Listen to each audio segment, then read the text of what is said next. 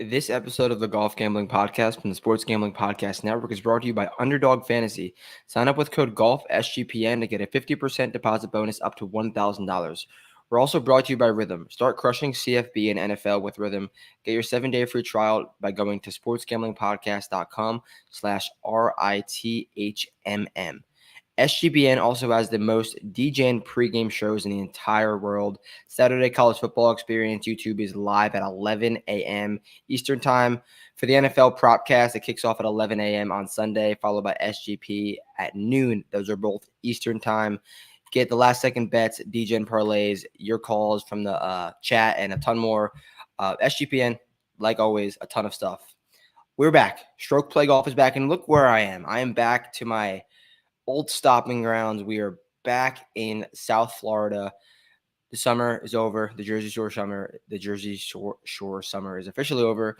So we're here. It's good to be back. I got to get a few things done to get back into the swing of things, but we're back doing golf, and let's not waste any time. We have the Sanderson Farms Championship, an event and a course that we see we see it often. We see it year after year, and we are very familiar of what you need to do in order to play well on a golf course like this. So it's a very bland golf course, one of the least visually watchable golf courses, in my opinion. It's very boring every single year. Maybe the time of the year, too, doesn't really do it justice. But it's golf, and we can hit a winner on it. We could cash DFS lineups in it like we always can.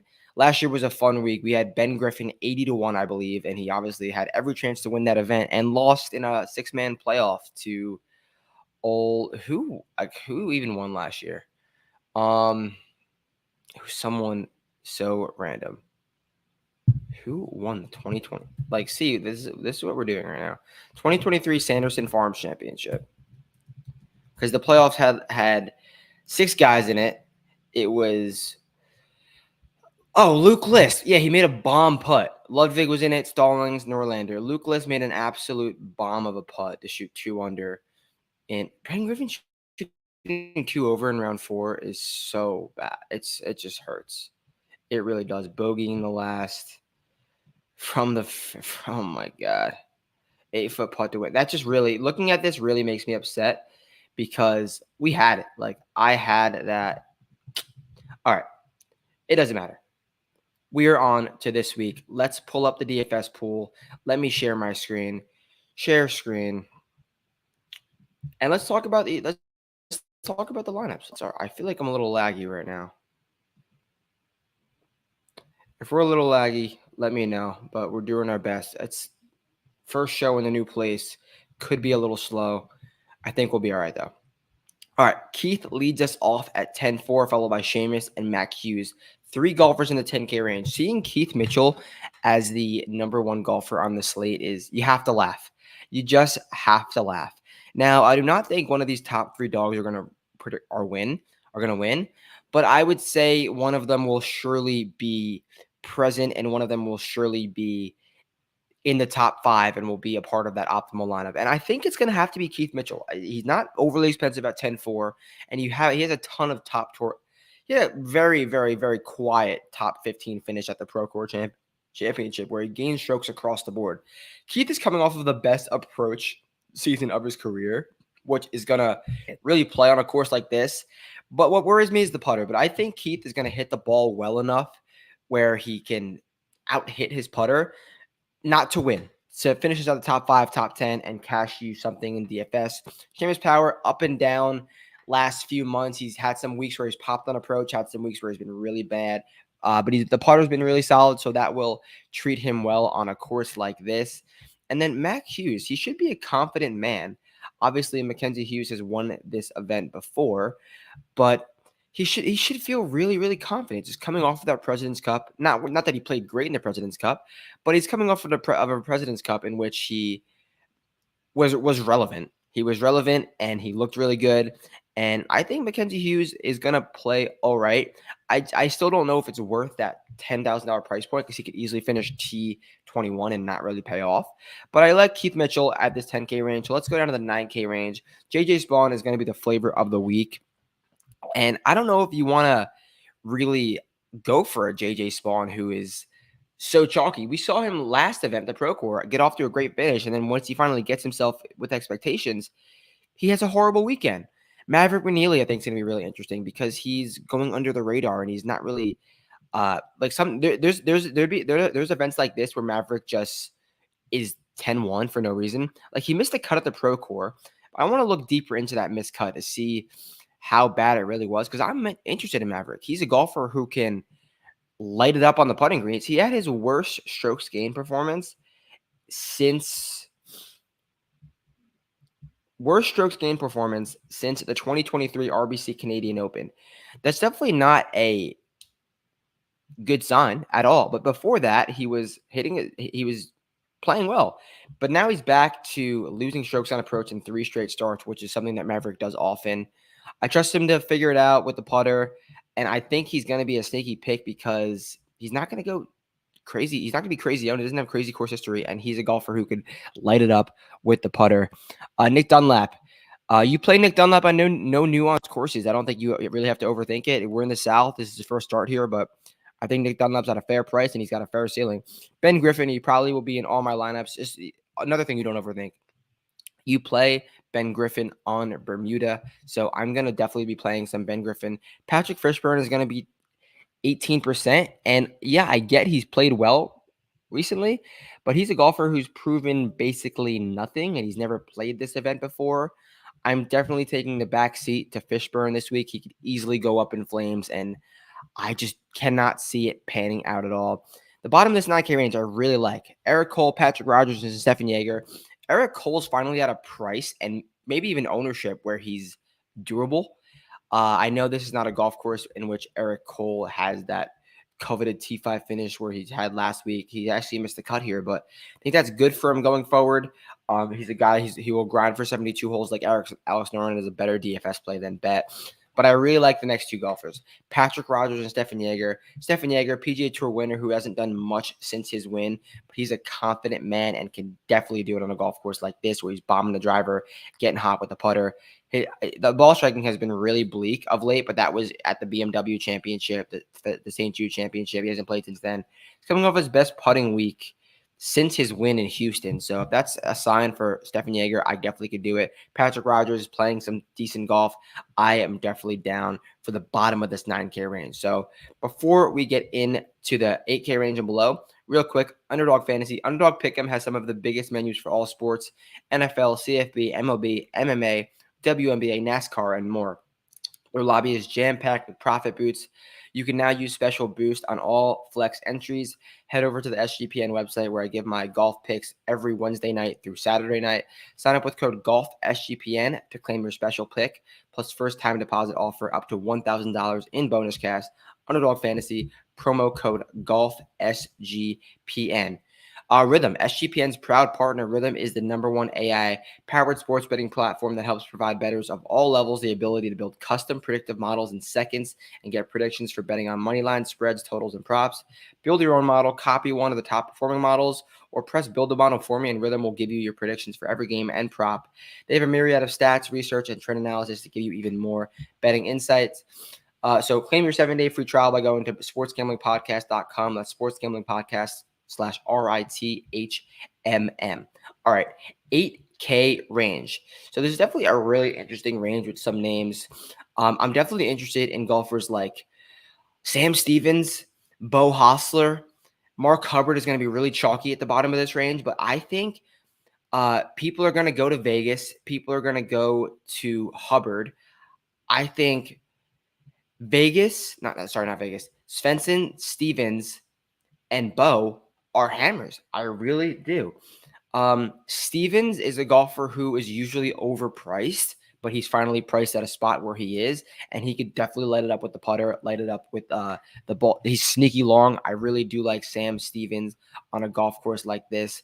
And Bo Hostler, what did we just see from Bo Hostler? He was nearly winning the Wyndham for 54 holes, and then he blew it at the end. But Bo Hostler in a weak field, he's a guy who could be first-round leader and just hang around, get you that T8. So I love Bo Hostler in that regard. Mark Hubbard played in the DP World Tour recently and actually got off to good starts, but faltered late. Now, he's usually really chalky and sometimes overpriced, but I love what Mark Hubbard gives you in terms of ceiling because he's just so consistent in that regard. So I prefer Stevens or Hostler in his 8K range, but also Harris English for a golfer with his ceiling. I do worry with the putter though. If he's sub 7%, I think we got to be all over. And then finally, Mac Meisner. We were on Mac Meisner heavy at the Pro Core Championship, and it didn't really pan out as he missed the cut. But if we're having those feelings about Mac Meisner, why not just because more times than not, you have a feeling about a guy in the fall and you just run him out in the wrong week. The fall is so random. So I would say stick to your core guys and just run them out every single week, at least for these next few weeks. And Mac Meisner is probably one of those guys for me. So let's get to the 7K range. Rico Horry's 8K, but I prefer Mac Meisner. Doug Gim, Justin Lauer, Charlie Hoffman, Andrew Novak, Emiliano Grillo at the top of the 7K. This is definitely a very interesting range, and I could see one of this from Gim down to Taylor Moore to Ryan. This is an unbelievable range. Honestly, I just might play my entire lineups with a 7K range. A golfer that I really like, Doug Gim. A golfer that I really like, Justin Lauer. Doug Gim will stripe those irons and hit every fairway like Keith Mitchell. A guy who, like, if I don't want to play Keith Mitchell if I could play Doug Gim at 7,700 because they're virtually like 7,900. They're virtually the same player. Maybe Keith has a few more consistent finishes, but they're both losers who can't putt but can hit the ball well. Justin Lauer, I love him on bigger golf courses. He can get so hot with the putter. Andrew Novak, a golfer who has a ton of top 10s in 2023, and he really showed some things. I think this could be a really good fall for him as well. Emiliano Grillo, a really cheap price for a winner. Emiliano Grillo is a winner, and he finished top 5 in this event last year. He's made his last 4 cuts in this event. He knows when he's in this weak field that his game and his best can beat these guys' best. And he's coming off of 2 starts at the St. Jude and the Wyndham, where he gained 3 and 3 ball striking. There is nothing about Emiliano Grillo's game right now that should have him in the 7K range, and he's a guy that may not be that popular, but can easily win this golf tournament, and I will definitely be on him. Slick Ricky Fowler, 7,700. We don't know what we're getting from Rick. He hasn't played this event maybe ever in years for sure. But Rick, he hasn't played since the Open Championship at Troon. He really has not played since the Open Championship at Troon. So this is just a total guess. Like you have to say, do I want to trust Ricky Fowler's game? Do I want to trust Ricky Fowler's offseason? And for the ceiling that you can get, I don't think it's a bad play. He's not going to be super owned. Taylor Moore, we are in a red state. That means you play Taylor Moore. You don't overthink that. Another golfer, Ryan Fox, a golfer who will bomb the driver, and he's super, super aggressive into greens and can get scorching hot with the putter. He will either finish T8 or miss the cut, and I love that in a DFS game. I love that at 9% ownership. Now, this is more interesting. CT Pan had just withdrawn from his last event, but he's a golfer who's playing really well, hitting his irons well. He does the irons, he does the putter. That is the recipe for a golf course like this. Henrik Norlander has some of the best course history of anyone to come through Jackson, Mississippi. 3 top 4 starts in his last 4 trips here. But the thing is, everyone knows that. And he is coming off of a T8 finish at the Omega European Masters. So he's playing good golf with great course history. It might just be so obvious that it won't work. I'm worried because it's so obvious that Henrik Norlander will play well this week that I think I might just have to not do it because it's truly that obvious. Bottom of the 7K range, I like golfers like Matthias Schmid and Jacob Bridgman. Matty Schmid's been playing some good golf. He's a bomber. He played well in Europe. And Jacob Bridgman can light it up with the putter, and he could shoot 8 under in a round. That could be enough to get him in a T16, which might be enough for you because this is going to be a very wonky construction and lineups. Bottom of the 7K range, I like guys like Chris Gotterup, Michael Thorbjornsen, Joseph Bramlett, guys who could just bomb the ball and hopefully get hot with the putter. We're not going to have that elite total ball striking down here and in the lower 6K range, so you have to pick and choose some key aspects to lean in on, like driving distance, like putting. Also want to take a quicker look at Ben Coles because he's a high ceiling up golfer who does well in weak fields.